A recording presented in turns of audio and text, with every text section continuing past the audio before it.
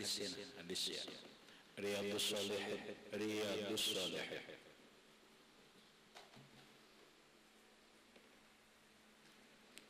Riyadhus Shalihin. Mana semuanya? Wa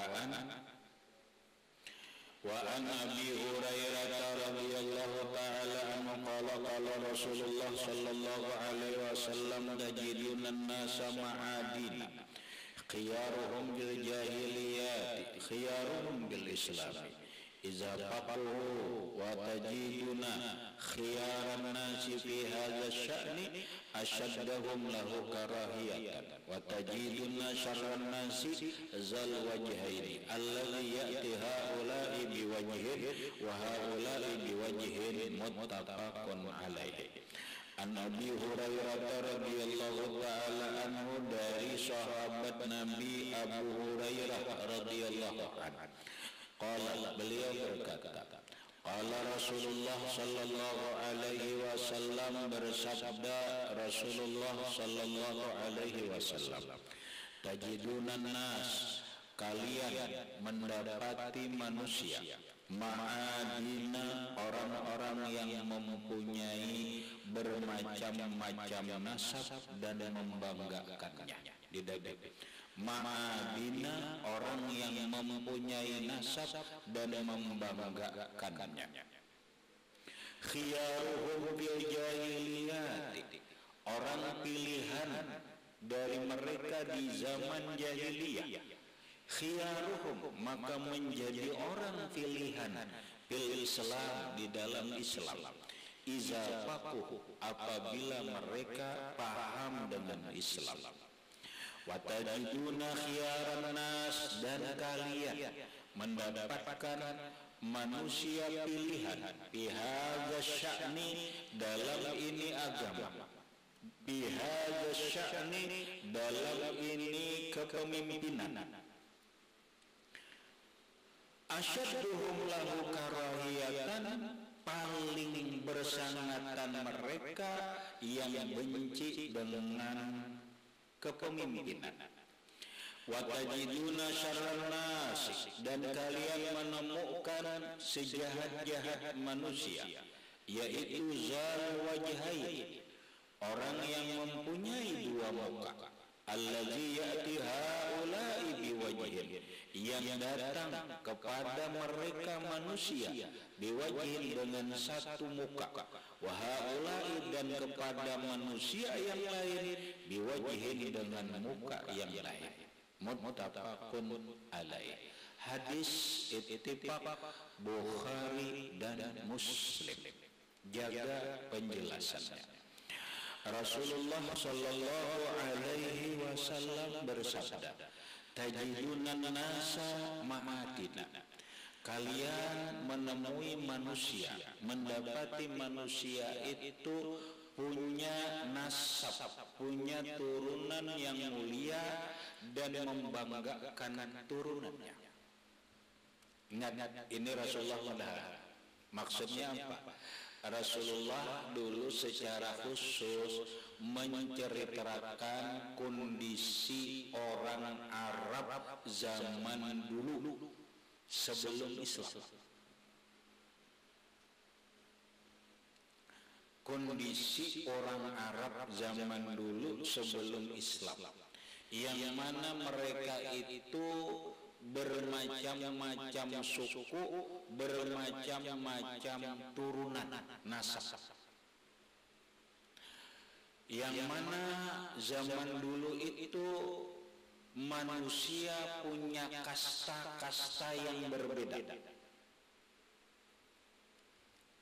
sehingga orang Arab, suku yang paling mulia dalam suku Arab itu adalah suku Quraisy. Suku yang paling mulia dari suku Quraisy adalah Banu Hashim. Paham nggak? Nah, lalu kebiasaan orang zaman jahiliyah. Zaman jahiliyah itu adalah satu membanggakan turunan. Nah, ini salah satu penyakit orang Arab. Jadi orang Arab itu suka membanggakan turunannya.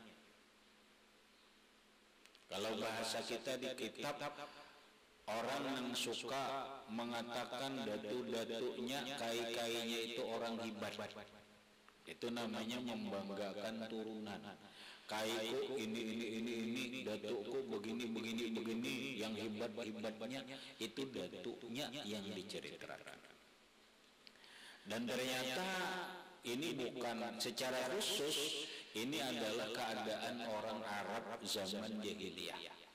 Ternyata mungkin termasuk di daerah kita juga. Ada sebagian kelompok manusia, kita ini suka membanggakan turunan-turunan kita.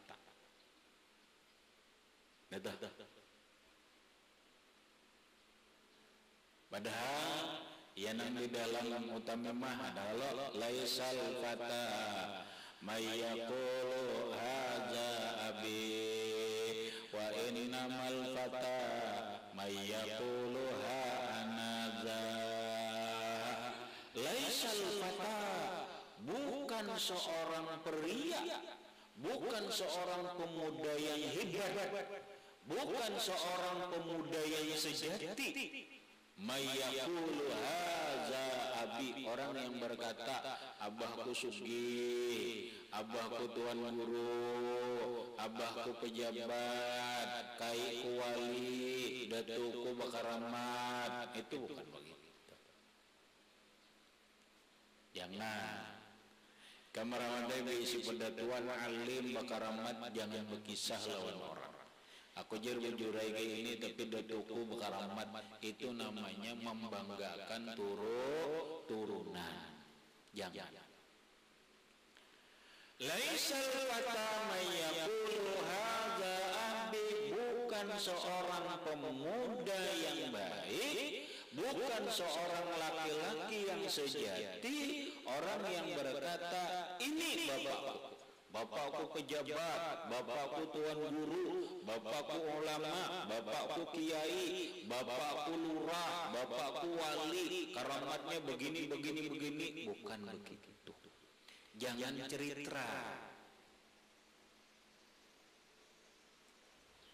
Wa innamal fata mayyaqulu hanaza, hanya saja seorang pemuda hebat itu, seorang pemuda yang sejati itu adalah orang yang berkata hanaza, inilah diriku, inilah aku, beginilah aku, yang sugih itu abahku, aku ini begini, inilah diriku, inilah prestasiku, inilah ilmuku, inilah karyaku. Itu sama aja. Murid jangan membanggakan guru. Guruku telah itu guruku, itu namanya membanggakan guru. Bukan murid yang baik, murid yang membanggakan gurunya. Murid yang baik itu adalah murid yang membuat bangga hati gurunya. Maka kebanyakan kita kalau rahmat, bila orang sudah mengaji ke gurunya yang hebat, menjual gurunya bu guruan itu jar. Aku lawas guru lawan sidin jar atau bakal dosa. Bukan murid yang baik, murid yang membanggakan gurunya. Bukan murid yang sejati. Kalau murid itu hanya membanggakan gurunya. Murid yang baik, murid yang sejati adalah murid yang bisa membuat bangga gurunya.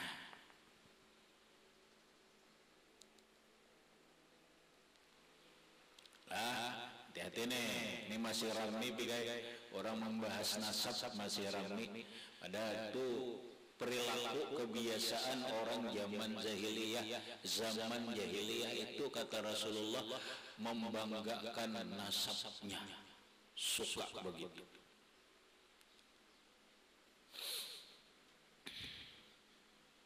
Bangga lawan nasab. Jangan. Tapi Nabi mengatakan, kalian akan menemui manusia yang suka membanggakan nasab. Padahal kata Nabi, orang itu khiyaruhum fil jahiliyah. Orang yang hebat mereka di zaman jahiliyah, khiyaruhum bil Islam. Mereka yang paling baik di dalam Islam, iza faqahu, apabila mereka itu paham. Orang yang hebat itu adalah orang yang nasabnya hebat di zaman jahiliyah, lalu masuk Islam, lalu agamanya hebat. Itu yang hebat. Walaupun orang itu turunannya rendah, kata Rasulullah. Kalau bahasa orang Hindu, Buddha, apa kastanya, buhan kasta, apa ngaran itu, sudra, ada mati kan, kasta yang paling bawah dalam ajaran Buddha atau apa, itu ngarannya sudra. Oh, dah Islam bukan mengajarkan kasta-kastaan, Islam tidak mengajarkan nasab-nasaban. Kata Rasulullah, orang yang paling baik kalian adalah orang yang paling baik dalam Islam apabila dalam agama paham memakai agama, itu orang paling baik. Biarnya turunan apakah, kalau dia Islam, paham dengan Islam, mengamalkan dengan ajaran Islam, ini orang termulia.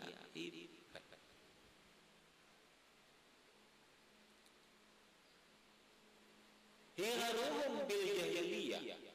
Orang yang memang umpama tokoh di jahiliyah hebat, lalu dia masuk Islam, dia akan menjadi tokoh hebat di dalam Islam kalau dia takwa, kalau dia paham agama. Sekalipun tokoh hebat sebelum dia masuk Islam, sejaman jahiliyah, turunannya hebat, nasabnya hebat, begitu masuk Islam, agama kada paham, rendah. Islam bukan agama nasab. Sekali lagi ingatakan, apa orang begitu nasabnya hebat dalam Islam? Tidak. Islam bukan agama nasab. Islam adalah agama kesetaraan. Siapa yang takwa, siapa yang paham agama, mengamalkan agama, itulah orang yang hebat. Walaupun dia seorang dari kasta yang rendah, walau abdan habasyiyah, walau orangnya hitam lenggam, walau orang turunannya rendah, tapi kata Nabi, khiyaruhum, mereka hebat.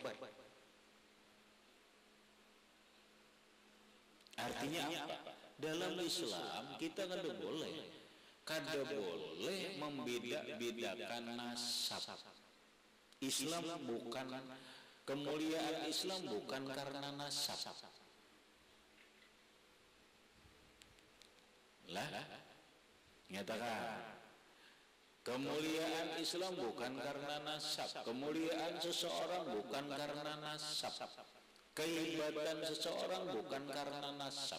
Sehingga orang yang masuk Islam dari suku apapun, dari nasab apapun, dia berhak menjadi orang pilihan, dia berhak menjadi orang yang hebat. Kata Rasulullah, iza faqahu, apabila mereka paham dengan agama, mengamalkan ajaran agama. Yang tidak lain adalah dia berilmu dan takwa kepada Allah Ta'ala. Kalau dia berilmu dan takwa kepada Allah, suku apapun ia, sekalipun suku yang terendah nasabnya, dia menjadi orang yang hebat, dia menjadi orang terpilih di dalam Islam.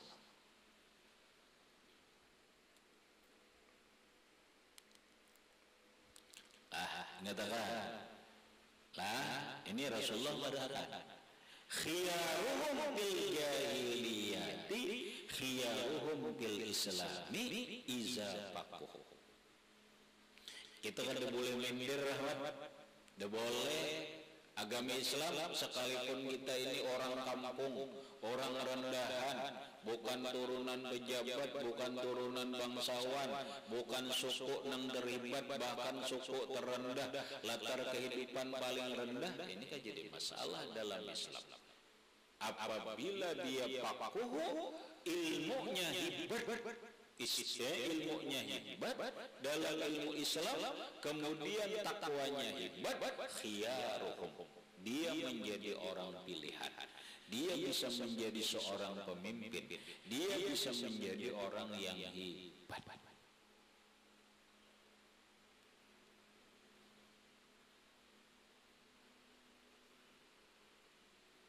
Habis berikut wa tajiduna khiyaran nas bi hadza sya'ni ashaddahum lahu karihun.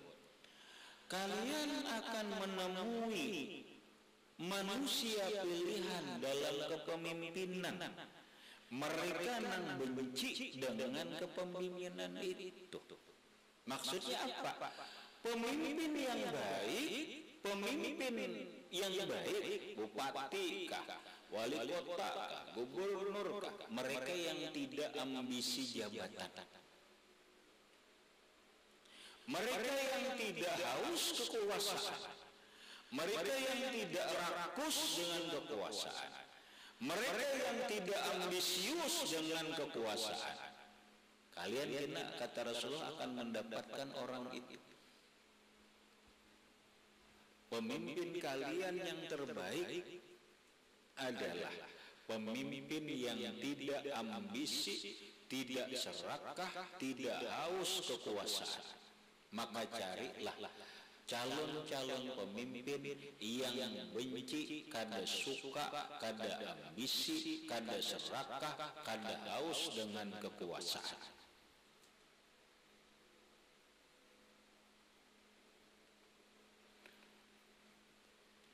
Watajiduna syarran nas. Kalian kata Nabi juga akan menemukan syarran nas, sejahat-jahat manusia. Kita akan bertemu dalam kehidupan ini manusia yang jahat. Bagaimana manusia yang jahat itu? Kata Rasulullah, manusia yang jahat itu adalah zal wajhain, manusia muka dua, manusia bermuka dua. Kalian dalam kehidupan ini akan menemui manusia yang jahat. Manusia yang jahat itu adalah zal wajhaini, manusia bermuka dua. Bagaimana yang dimaksud manusia bermuka dua itu? Alladzi ya'ti haula'i biwajhin, seseorang yang datang kepada mereka, kelompok manusia, biwajhin, dengan satu muka, wahaulai, dan mendatangi kepada kelompok manusia yang lain, biwajhin, dengan muka yang lain.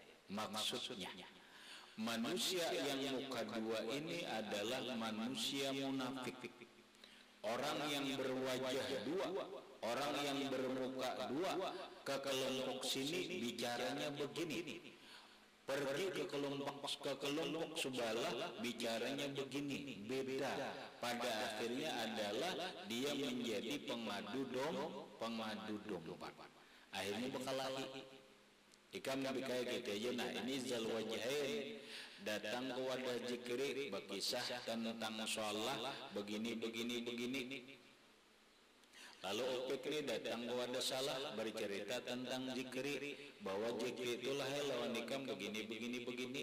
Pada akhirnya Jikri lawan Salah bakalah gara-gara siapa? Gara-gara Opik bermuka dua. Pandir ke sini lain, pandir ke situ lain, lalu orang menjadi behualan. Itu namanya zalwajah ini, bermuka dua. Nabi mencap orang yang bermuka dua ini syarran nas, manusia yang jahat. Jangan dikawani, jangan dipercaya, jangan didekati. Ini jahat, bahaya. Nah, biasanya orang-orang yang bermuka dua ini ada di dalam dunia politik.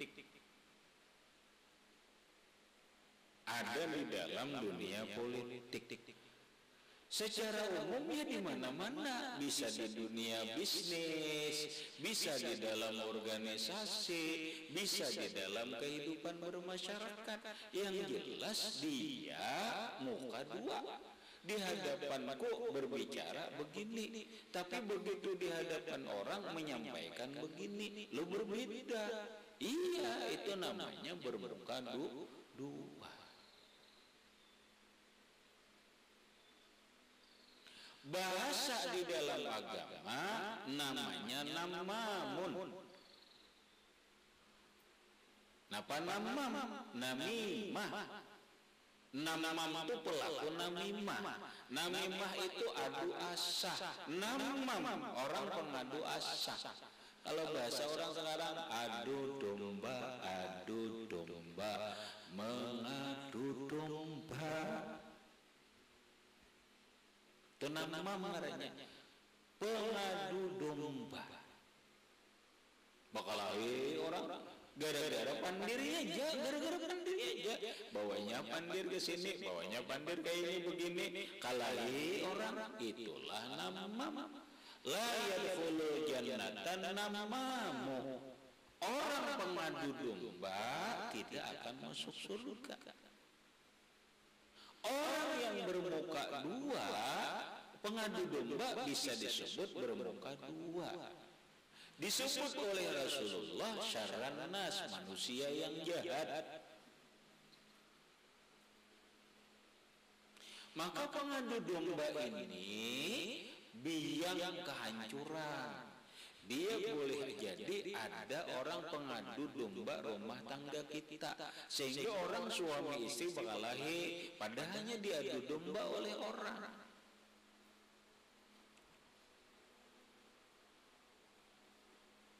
Lah, ini tajiduna, kata Nabi, kalian akan menemui manusia-manusia yang bermuka dua.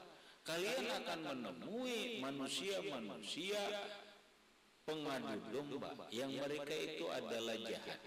Jangan dikawani, jangan didekati, jangan dipercaya.